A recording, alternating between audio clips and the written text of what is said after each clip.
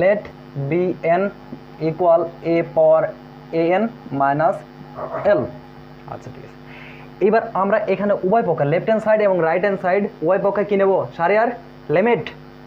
ওকে, তো limit N tends to infinitive B N সমান, বুঝতেছো? আচ্ছা দেখো সিরিয়াসলি দেখো, limit N tends to infinitive যদি নেই তো এ এন মাইনাস এল, তো এইটাকে যদি আমরা সিম্পলিফাই করি limit N tends to infinitive A N, এখানে minus limit N tends to infinitive L.